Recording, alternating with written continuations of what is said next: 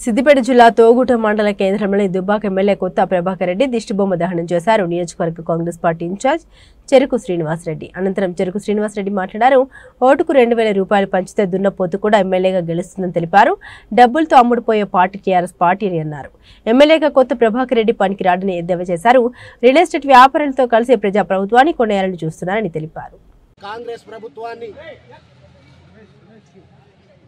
కూల్చడానికి ఎమ్మెల్యేలను కొంటున్నాం. మరి కొత్త ప్రభాకర్ రెడ్డి చెప్పాలి, ఆ బిల్డర్లు ఎవరు, మరి ఎవరెవరితో నువ్వు మాట్లాడినావు, మరి ఏ ఎమ్మెల్యేతో నువ్వు మాట్లాడినావు, ఆ బిల్డర్లు అందరూ ఆ బిల్డర్ నువ్వేనా? నీ రియల్ ఎస్టేట్ వ్యాపారంలో నీ భాగ్యస్వాముల 10 సంవత్సరాలు రియల్ ఎస్టేట్ల ప్రభుత్వ భూములు అప్పనంగా కొట్టేసి ఎన్నో డబ్బులు సంపాదించి నువ్వు మరి ఆ రియల్ ఎస్టేట్ వ్యాపారులు ఎవరు?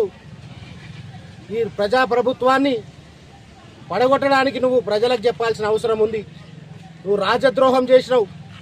ఎందుకంటే ప్రజాస్వామ్యబద్ధంగా ఎన్నుకోబడ్డ ఒక శాసనసభ్యుడిగా ఉండి మరి డబ్బు ద్వారా అమ్ముడు పోయే సంస్కృతి మీ పార్టీది, నీది.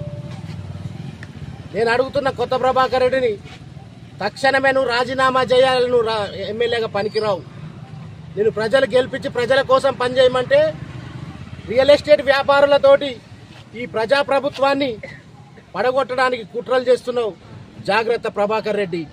నువ్వేదో ఎమ్మెల్యే గెలిచాను ఫోజులు బాగా కొడుతున్నావు. దున్నపోతు కూడా గెలుస్తుంది 2000 రూపాయలు ఓటుకు వంచితే. నువ్వు పెద్ద గొప్ప అనుకుంటున్నావా? దున్నపోతు కూడా గెలుస్తుంది కొత్త ప్రభాకర్ రెడ్డి 2000 రూపాయలు ఓటుకు వంచితే. అవి ఏది? తెలంగాణ సంపదను దోచుకున్నావు. మల్లన్న సాగర్ల ఇరిగేషన్ ప్రాజెక్టులు కాళేశ్వరంలో చేసి నువ్వు దోచుకున్నావు. నువ్వు అసలు ఒక రాజకీయవాదివాన్ని నేను అడుగుతున్నా. నీలాంటి తక్షణమే అరెస్ట్ చేయాలి.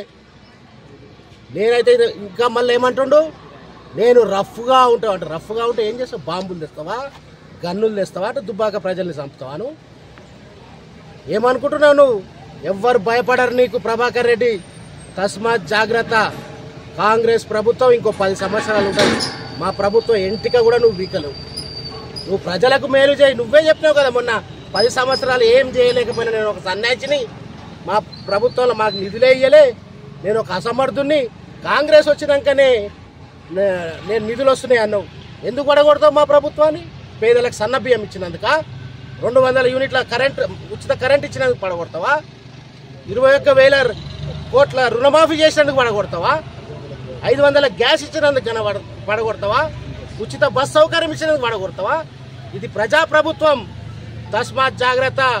కాలగర్భంలో కలిసిపోతుంది మీ పార్టీ. నువ్వు జాగ్రత్తగా మాట్లాడుకో మిస్టర్ ప్రభాకర్ రెడ్డి. తీవ్రంగా హెచ్చరిస్తున్నా నేను.